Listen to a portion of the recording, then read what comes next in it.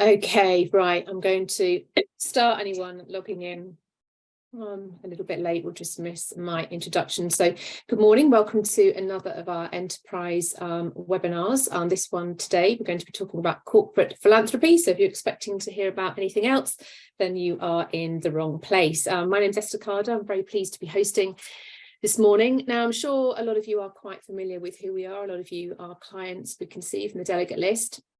But for those of you who don't know us so well, Moore Kingston Smith is a UK top 15 audit, tax and advisory firm. We work with entrepreneurial businesses across all different sectors, as well as not-for-profit organisations and private clients. And we're also part of More Global, which is an international network with presence in over 100 countries, so very well placed to help people with their international journey. So, as I said, today we're going to be talking about corporate philanthropy. So what do we mean by that? Well, put simply, it's the act of a corporation or a business promoting the welfare of others, and generally through charitable donations of funds or of time. It really can be a good way for leaders to give back to the local community and to engage their people and create a sense of purpose for the organisation. And particularly with the increasing focus on ESG, corporate philanthropy can form part of the sort of the wider strategy to deliver the social element of that. So today I'm delighted to be joined by our three panel members. We have Paul Samra, who's a partner at Moore Kingston Smith. He's chair of our charity committee and trustee of the Moore Kingston Smith Charitable Foundation. And Paul's been involved in the firm's charitable activities for many years, as well as helping to report on our impact. We have Jenny Bigham. Jenny founded Seven Stars in 2005, and over the last 18 years, it's grown to be the UK's largest media independent agency, employing over 300 people. And they've been named Agency of the Year by Campaign Magazine, Media Week, The Drum, Media Tell, and most recently, Campaign's Independent Media Agency of the Year for 2022, which is a great achievement. And in 2016, Jenny launched the Seven Stars Foundation to support underprivileged young people in the UK. And the Seven Stars donates 5% of their profits to good causes via the foundation. And to date, Seven Stars has donated over £1 million to support the foundation, which is pretty amazing. I'm sure you'll all agree. And last but not least, we have Katie Vaughan, who is the Executive Director of Fundraising and Communications at St Giles, which is Moore Kingston Smith's new charity partner. And Katie has worked in fundraising and communications for over 15 years, and her experience ranges across a lot of areas, including grant, fundraising, trusts and foundations, corporates and major donors. And her most recent position was Jana Freud Centre, where she led a £15 million capital fundraising appeal. So lots of experience across the panel on corporate philanthropy. A little bit of housekeeping. Please do ask questions. It makes it much more fun and interactive if you do, and you get more out of it. So please do ask questions, but do pop them in the Q&A function, because it's much easier to keep track of them in there. And I will either weave them into the questions that I'm asking the panelists, or we'll save them up at the end, depending on how well they slot in. We are recording this, you will have noted. So please do share it with any of your peers who are unable to attend today. And after the webinar, there will be a short feedback form. Please do fill it out. It's super helpful in helping us to shape our future webinars. So, Paul, I think we're going to start off with a few questions for you. I mean, MKS has always done a lot of charitable fundraising. I've been here for eons, and we've always done a lot of stuff, but sort of why the decision to set up a foundation? Microphone. Very good. There you go. Schoolboy error. Schoolboy error to begin with. Yeah, I mean, the concept of charitable giving, as you say, isn't new, and something that we've been doing for a couple of decades. But what was new was forming a new structure to pick up all of our charitable giving, because in a set of accounts, it can easily get lost unless you have a separate vehicle, depending on the frequency and volume of charitable donations. So that was certainly our thinking, that we really wanted this vehicle. It has grown to such a size. So that's what we did. We settled on a foundation. The foundation sounds terribly grand, but as you say about corporate philanthropy, it's about having a vehicle through which you can make donations and support other charitable organizations. So the foundation, two types of incorporated entities for businesses to consider: a foundation, which is registered with the Charity Commission. It's a charitable incorporated organization, or you could go for a company limited by guarantee. But that, whilst registered with Companies House and a registered charity, is really, if you wanted to borrow funds, then that would be the route to go down. We had no need for that. And the foundation as a standalone entity was the perfect solution for us. Either way, accounts are on public record, and there's a complete air of transparency, which, as I say, if you're separating your charitable donations from your mainstream set of accounts, that's all for the good. So that's why we went down the foundation route. Mm-hmm. I mean, from a practical point of view, how long is it a lengthy process setting up a charitable foundation, and what sort of professional advisors do you need to involve in that process? It's not particularly lengthy. You just need to get all your ducks in a row. You need to probably 6 or 7 steps. You decide on who the trustees are going to be, making sure they don't have a potential conflict of interest with what the foundation is going to be doing. I think the very first stage, though, is to involve your team and get engagement. That is absolutely vital, because what you don't want to do is go through the process and the cost of setting up a foundation and then for it to lie dormant and moribund. It needs to be active. It's going to be on public record, the impact and the financial figures, as we've said. So it gives a very poor impression if it's not actually doing anything. So it needs to be vibrant, needs to be active. It enthuses your team, and therefore you should involve them at every stage. We have, as trustees, we have 8 trustees now. We've recently increased in number, and 5 of those are members of staff, plus 3 partners. So that in itself gets the real people involvement. Having established who your trustees are, they will lead and guide and oversee the operation. Make sure your charitable foundation is for the public benefit. Choose a name for your charity, and representing your firm, your body, maybe, and create a governing document, create the constitution. That's very important. It's important that you have proper governance, and that cannot be understated. It needs to be absolutely spot on with what you're doing, the reasons why you're doing it, who are the people that are involved, and you should then register with the Charity Commission, and also register with HMRC for the purposes of gift aid and being able to recover gift aid for any donations that are going into the body, the foundation. Be aware that if there are any corporate donations, they will get tax relief in their own company accounts for the donation to a charity.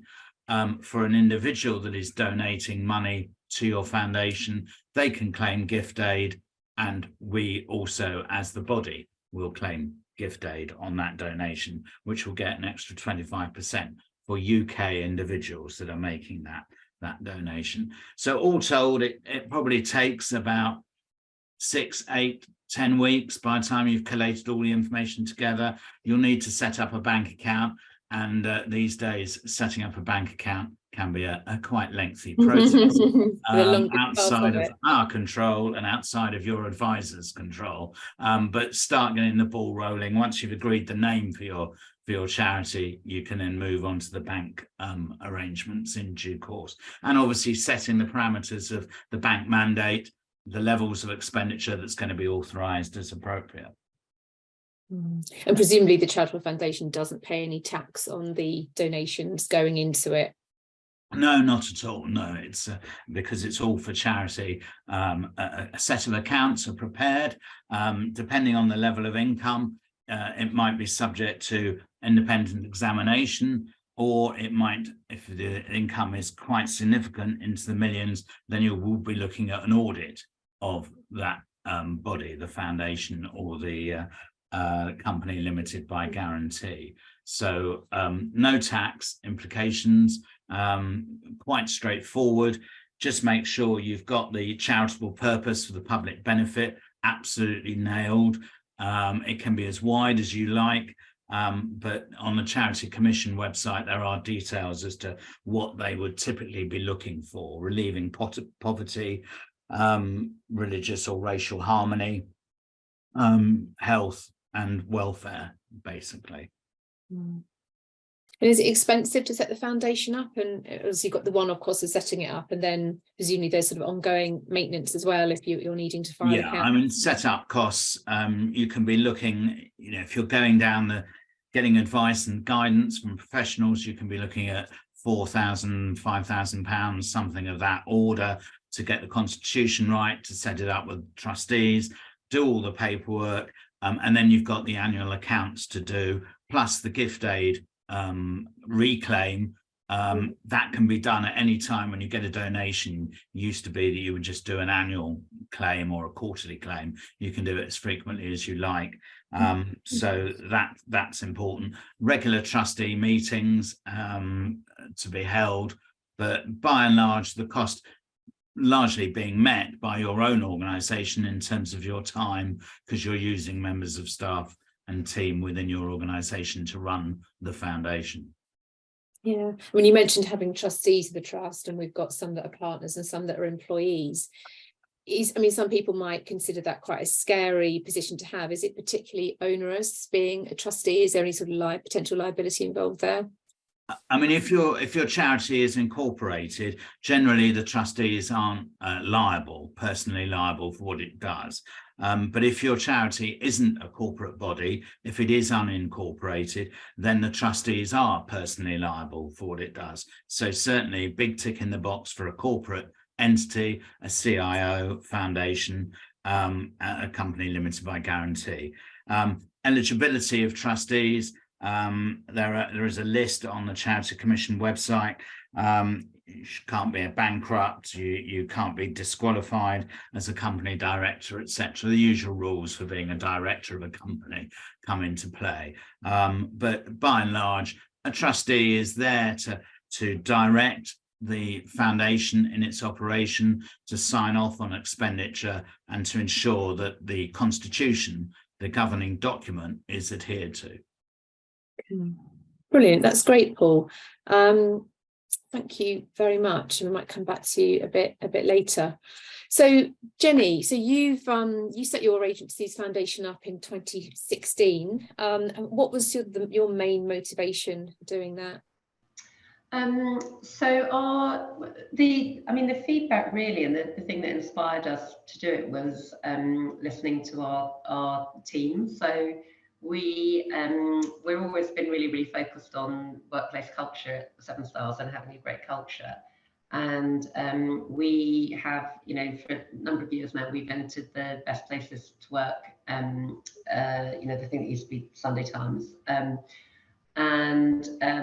one of the values that we get back from doing that is not just getting in the top 100 if we can, but also getting all the data back in terms of what the survey tells us. And we have a pretty close, tight-knit relationship with the people that work here in general. But I think sometimes you get an external survey and they just ask questions that you wouldn't necessarily ask people when you kind of bump into them over the coffee machine.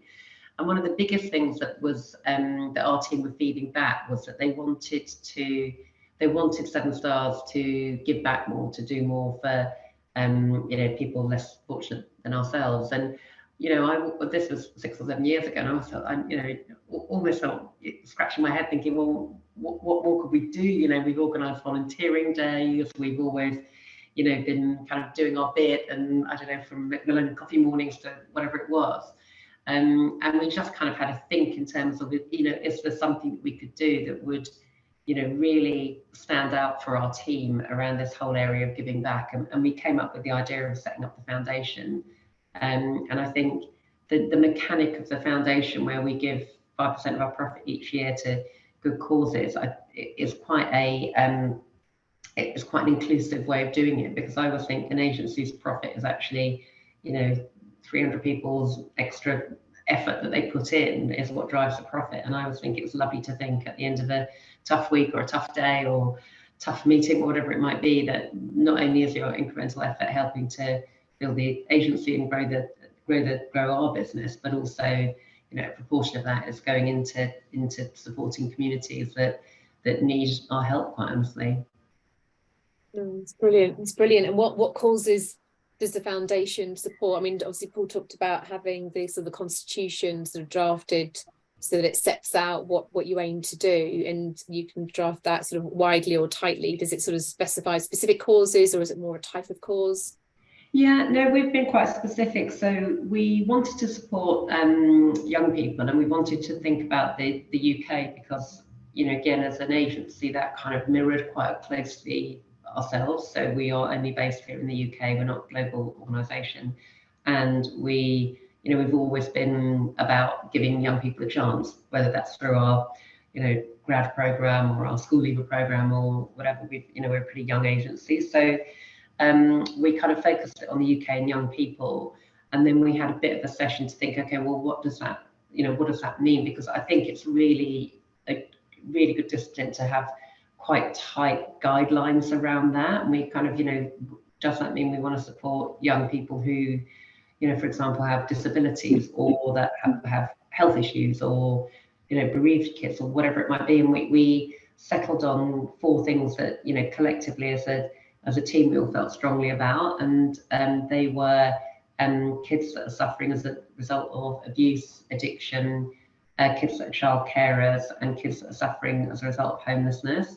So there are kind of 4 guiding pillars, if you like. And then throughout the period of the foundation, we've set up additional grant giving schemes within those. So for example, in the pandemic, we stretched that into things like breakfast clubs and things like that for, you know, for kids who were suffering as a result of, you know, no free school meals and things like that. And then, you know, after the George Floyd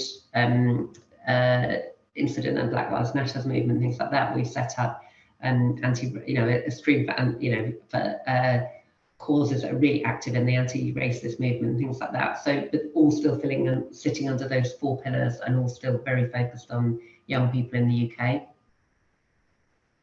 And how does it sort of work logistically on a sort of a month-on-month basis in terms of the funds going in and deciding how to distribute them? Yeah, so we have a team of trustees. They're all people that work here, and we meet every quarter. So we effectively, after we put in our accounts, we know how much we're going to be putting into the foundation each year. So we've got a kind of annual budget. We divide that pretty much evenly by quarter. And in each quarter, we have a kind of fun, you know, we open an appeal. We make that known to either charities, or through some connections we've got now with, for example, social services, things like that. It's actually, we get individual grants as well applied for, and then we sit down on a quarterly basis, a team of trustees, and just work out where we want to allocate the grants. What sort of lessons have you learned along the way since setting the foundation up? Lots, actually. It's quite eye-opening, because you get, you know, we do try and visit, you know, some of the people who we've supported. We try and understand, you know, the impact of the grants that we're giving. We try and involve the whole agency in what we're doing, because we don't want it to be kind of a very standalone part of the business. It's really important to feed back to the team. And I think through that, you just learn about so much about this sector, and to be honest, I've had my eyes opened about how underfunded some of these things are in the UK. It's quite terrifying, and some of the grants that we've given, some of the smallest amounts have made the biggest difference and the biggest impact. When you hear about individuals that literally can't afford the basics in life, and £100 to an individual can really kind of help them get, whether that's an outfit for a job interview, or something to help them to get qualifications, or something to help them to get to actually get a start in life. It's quite eye-opening. Yeah, I imagine that's all incredibly rewarding, seeing that. What's been the most rewarding part, do you think?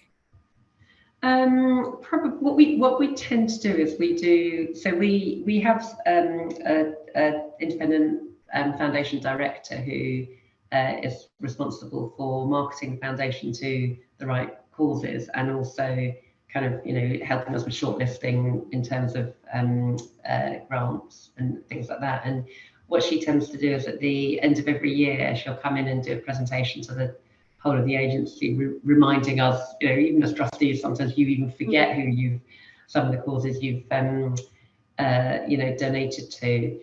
We quite often get the people that run those organisations in to talk to the agency. We really focus on grassroots organisations, so most of the causes that we will be donating to have annual incomes of less than £1 million. So people that really need it, and you can just see the difference that your donations are making. Do any of your employees sort of ever try to get even more directly involved with any of the causes that you support? Yeah. Giving time or things like that? People are really keen to do that, and this year we're launching a new fund actually that the agency are going to decide where the funds go, just to try and bring it closer to the agency, because I think that's really important. Again, because of the type of causes that we support and the age of the kids that we support, it's quite difficult to get any kind of hands-on experience, if you like. But equally, we have been able to help out with things like designing a leaflet, or just helping with a website or something like that. So there's a little bit of kind of skills that we can give to people. Yeah. So that, again, that's people are really, really keen to get involved in that way. Oh, well, thanks for sharing that with us, Jenny. I mean, that's really amazing. I mean, 5% of profits as well is not an insubstantial amount, is it? So yeah, I'm sure you've done some amazing things along the way to help people. So maybe we'll come back to you a bit later if we've got some time, and maybe get some sort of more examples of things you've done. So Katie, so how does corporate philanthropy support your work at St Giles? I mean, I imagine it's gratefully received. Absolutely. So it's crucial to us. It's a key part of our income as an organisation, but it doesn't just provide access to funds, but it's also around helping to increase our profile, building broader audiences, and also access to skills that we may not have available in the charity. So we work with companies in a few different ways. So we form partnerships and grant giving relationships with corporate foundations, such as yours, actually. So with the corporate foundations, which is really key, and a lot of that tends to be around grant giving. We also form Charity of the Year partnerships, and that can be in parallel to the grant giving relationships as well. And those are much more focused on employee engagement and employee fundraising. So they're a really good tool for companies to engage their staff in philanthropy as well, but also for us as an organisation to reach a corporate audience. And they're just really fun as well. People do lots of really good fun events. We also form commercial relationships and cause-related marketing approaches. So that may be, for example, we're working with a fashion designer who is going to be creating a t-shirt line where the profits will come to the organisation, and our logo and their logo logo will be on the t-shirt. So there's a lot of sort of that brand, bringing those brands together is really key to that sort of partnership. We also get strategic support from corporates, and that may be strategic volunteering. It may be supporting us around some of the big strategic issues that we're facing. And then there is volunteering as well, which may be coming to work in one of our food pantries, which support people who are facing food poverty, or it may be mentoring some of our staff with lived experience, which means staff who themselves have faced adversity and come through the other side of it, but may not have had professional experience. So some of the corporate team may be mentoring them around building those professional skills. And how have you seen sort of corporate philanthropy sort of change and evolve over the years? So I imagine it's not structured now compared to how it was. It's very different, and it has really developed over my career, and in fact over my time at St Giles, which has been sort of almost 5 years. I think one of the biggest shifts that we've seen is a shift from CSR, or corporate social responsibility, to one focused much more on ESG, and I think that's a really positive shift because it embeds philanthropy in sort of the outcomes and objectives of corporates as well. So it means that it's much more well aligned to companies, and it also means that charities can really work to prove their impact in that area. So we can align our impact outcomes with the sort of social side of the ESG things. I think one of the other big shifts that we've seen is sort of a post-COVID and also cost of living crisis, where I think corporates are much smarter about the way they're giving. They're much more considered in the way they're giving, and recognise the importance of that, of those relationships with charity, and forming much more strategic partnerships rather than transactional relationships. So it's much more looking at how you as two organisations can come together to address some of those outcomes from COVID, to address some of those cost of living outcomes. So I think it's been a really positive shift in the way that we form better partnerships. We've also, I think the other thing that we're noticing more recently as well is a widening scope of support. So there are often prevalent issues in relation to politics, economics, world affairs, some of the really big social challenges that we're facing as an organisation and as a country, and as a result of that, corporates are widening their scope of support and looking at actually being a lot more flexible in their approach and looking at actually how can we address the issues that we're facing now. And I think, again, that's quite a positive outcome. And why is corporate philanthropy so important to charities?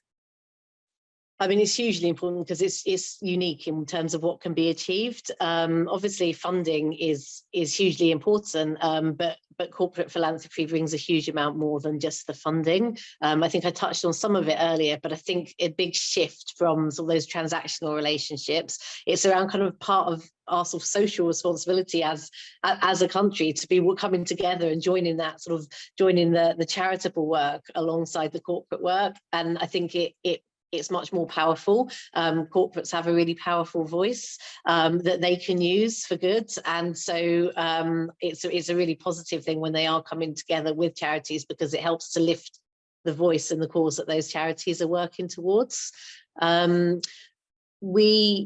We're a medium to large size organisation at St Giles, and we've achieved that growth in a relatively short time. So just as an example, pre-COVID, our income was around 9 to 10 million. This year, we're expecting a turnover of around 20 million. So we've doubled in size since COVID has happened. And for charities where you don't have the same sort of level necessarily of budget, but also of skills, working with corporates who have seen that growth and who know how to manage change and to manage growth is really positive for organisations like us, because we have a huge amount to learn. And I think the support that corporates offer beyond the funding is invaluable, really. You can match skill sets to our colleagues, you can match sort of strategic objectives, and you can create these really strong strategic partnerships. And then the other element that I touched on was around profile and brand recognition, that it helps to increase that for charities, and where we're in an increasingly challenging funding environment, having that brand recognition and helping to have that profile is absolutely crucial. And what makes a good corporate partnership? So, I mean, building on the above, really, we really benefit from, and this is why we're really excited to bring to have our partnership with Moore Kingston Smith. And what we really benefit from is a partnership that supports sustainability and capacity as an organisation. And to do that, unrestricted funding is hugely important for an organisation, because with restricted funding, you're able to deliver a specific project with specific outcomes, but quite often restricted funding doesn't cover all the costs that are there to deliver that project. What unrestricted funding enables us to do is to innovate. And that's just crucial for charities, because restricted funding is often sort of delivering what you're really good at. Unrestricted funding enables you to go, actually, this is a new need that we've noticed. It's an emerging need that's come out, and we can use that funding to think about how do we best support that need. And in the environment that we're in at the moment, where there are emerging needs all the time, that is just absolutely crucial for a charity. So, I mean, a good example of that we've got recently is around economic exploitation, so financial exploitation of young people. So we work with young people who are involved in the criminal justice system, and young people who are being exploited, criminally exploited and sexually exploited. But what we're seeing more of is financial exploitation. At the moment, there's no services or support out there to do that. Our restricted funding doesn't enable us to focus on that and develop a response for that. Our unrestricted funding means we'll be able to pilot small projects and go, actually, how do we support and educate young people around that financial exploitation? So without it, you wouldn't be able to address those sort of needs. So that's a really key element of a good corporate partnership, and something we're really excited about with Moore Kingston Smith. Multi-year funding. I think it's relatively obvious, but it's absolutely important. It means that we can plan our services. It means we can plan for the future. I think often what our colleagues in corporates often are surprised about is that how much of charity funding tends to be year on year. So I would say about 90% of sort of government or statutory funding that comes to the sector is 1 year funding. And it means that it's really challenging for charities to plan for the future, to plan their services, but also it means that retention of staff can be challenging when there's that job insecurity after a year, when they're looking for new funding. So the multi-year funding that we receive from corporate partners is absolutely crucial to that sort of sustainability of structure, of finance and of planning.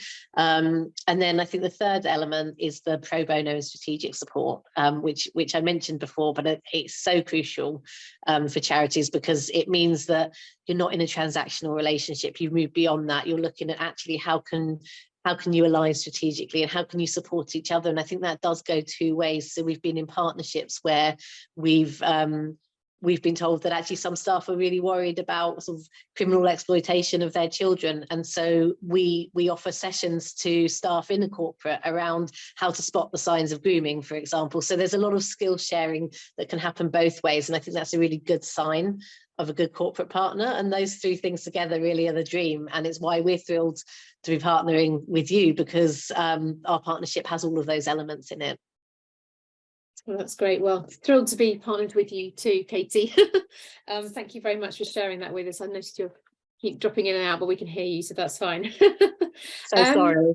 Yeah, that's absolutely fine. Absolutely fine. Paul, we mentioned before that you get involved with our sort of impact reporting. What's the sort of significance and importance of impact reporting? What do we mean by that? Yes, thank you, Esther. Commercial companies obviously exist primarily to make a profit, and that's quite easily measurable in a set of accounts. And as we are accountants, we can do that really well. But charity impact reporting is much broader. It's more vital. You've got key messages to get across in your communications, whether it's in your annual accounts, which are on public record, or whether it's within the website that you have that's linked to your corporate entity. It's a great opportunity to showcase and inform your funders, your staff, your team, your stakeholders and others as to what you've done, and more importantly, the impact of what you've done, and the outputs as to what your charity produces. It may be meals for the homeless, anything like that is data that is probably readily available if you dig, and it brings your whole charitable giving to life, and it does make a significant difference. So it's very important that whilst there is, yes, it's money being collected and donated, that's just one side of it.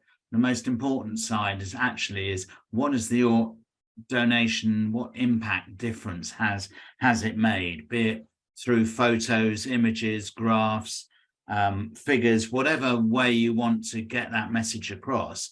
It's absolutely vital, because you're missing a huge trick if you're not including that in your comms. There's no correct format or length to your communication on impact reporting, and it can be done as informally as through your website or press releases and comms, as Jenny will know. But more importantly, there is a requirement within your annual statutory accounts to present the impact of what your charity donations have done, and that's very, very important. And it just brings everyone together. It's all about communication, and who knows where that will lead to other people. I mean, how we picked up on St Giles was a search of charities that are in the social mobility zone, and from looking at their accounts, we realized what an effect we could make to them. So absolutely vital. And presumably, obviously, that needs to be done in conjunction with the charitable causes that you're supporting. Yes, quite. Yeah, absolutely. Jenny, what sort of impact reporting does Seven Stars do? Yeah, we do. On that, we effectively how the foundation works is almost it has its own entity, so it has its own website, its own social media. Again, one of the benefits of setting up as a separate entity, as Paul described much more articulately than I can, one of the big benefits of that is that it then is something that you can then raise funds for, or people can donate to directly. So we do we'll do fundraising events for it where we'll involve, we tend not to ask clients, because I kind of feel like the initial donation that we put in comes from clients effectively. Yeah. Media owners or team member, whatever, we'll do some auctions, we'll just have some fun with it and just celebrate it. And then the kind of more, and that again is, that's a great way where you kind of bring to life the impact report. So we have impact reports of, that we produce quarterly for the trustee meetings.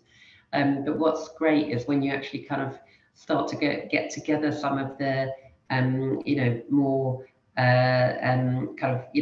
people just thanking you for the donation, or create videos around it, and just kind of like really start to tell the stories. And I think through that you also unearth how much this corporate philanthropy is really needed, and how underfunded some of these services are. So I'm a big fan of just giving it a kind of keeping the foundation as a completely separate but linked entity, and giving it a life of its own. And I think also, picking up on that, Jenny, it's very important for the team for recruitment, because new talent, which is in great shortage, scarcity of being able to recruit new team members, actually they're looking at what the business is doing. And if that you've got a separate website and it's linked, that's all out there, and the impact of what you're doing as a foundation is out there, then that can only be a big tick in the box when it comes to recruitment. Yeah, absolutely. And from us, because genuinely the idea was inspired by our team's feedback in terms of we want to work for a company that really takes giving back seriously. And then we're doing it, and we're delivering it, and we're sharing it back with the team. And yeah, absolutely, it's a key consideration for particularly for young people looking for where they're going to work. So really important. People sort of actively mention that sort of interview process is something they talk about. Yeah, absolutely. I would say it's one of the top things now. along with, you know, sustainability point of view, and all of those kind of issues are so important for, you know, particularly for people starting their careers. What about I mean, is it worth talking about some of the activities that we've done recently, Paul, or that you've done, Jenny, that sort of the sort of things that businesses can get involved in to sort of get those charitable donations as high as they possibly can? We're always doing stuff. We're always doing stuff, always and I mean that's the trick is kind of novel ideas, as well as the staple sponsorship stuff that comes into play. We now sort of developed a sort of a charity weekend of fundraising in September. So we take part in the Thames Bridges Walk, as well as the Yorkshire Three Peaks, and we're also doing an abseil and not tightrope walking, but it's going between two buildings. I always think of it as tightrope walking, but it isn't quite. So that's our big fundraising weekend. Last year we did an auction, charity auction, picking up on what Jenny was saying, and we did ask for donations. We have to be careful from an ethical perspective as to where those donations come from in terms of clients, but that was really successful. Temptation to do it again this year, but actually the amount of work that was involved, and we just don't think it's an annual event that we could sustain. But certainly every 2 years we would be looking to do that. And you mustn't forget the small things, you know, it's the coffee morning type things. We've just done a multiplier challenge where we've given people £100 to go out and try and see what they can do with it. And you know, one of our teams has got a barbecue at their office, earning a lot of money, and making that £100 go even further. So, you know, and it can be as simple as a jackpot raffle. So yeah, lots of things. I'm mindful that we can't keep on approaching our staff all the time for monetary donations, because I think you get fatigue, but you just need to think outside the box and be innovative. And we match fund as well, don't we? And we match fund, yes, yeah, we match fund, which is very significant. So yes. Yeah, and that much funding is so crucial, I think, and it helps to motivate people as well. I mean, what I love about corporate partnerships is how you see everybody's face lights up when they start to talk about the activities they're doing. So Paul, when you started talking about it, I saw your face light up, and it's brilliant. And I think we have the same thing at our side as well, and it's a way of really it motivates and engages people at both ends, and it helps to build those relationships. And there's so many different fun activities that can be driven by your staff, by you, and also by the charity as well, based on the things that we've experienced. So I think the events is such a positive side of those partnerships. Well, fantastic. I'm conscious that we are 1 minute from the end, so I will wrap it up there. So hopefully everyone's gone away with a very clear idea of what corporate philanthropy is, how to set up a foundation, and lots of good ideas for charitable fundraising as well. So I'm expecting all of our clients to be doing lots of charity fundraising activities over the forthcoming year. So thank you all very much for joining us. Enjoy the rest of the sunny day, and do fill out the feedback form. Like I said, that's super useful, and anyone who couldn't make it today, please let them know that the session has been recorded. So thank you to our panelists, thank you very much for sharing all of that with us, and thank you to the delegates, and we'll see you at our next webinar. Thank you very much. Okay. Thank you. Bye. Thank you. Bye.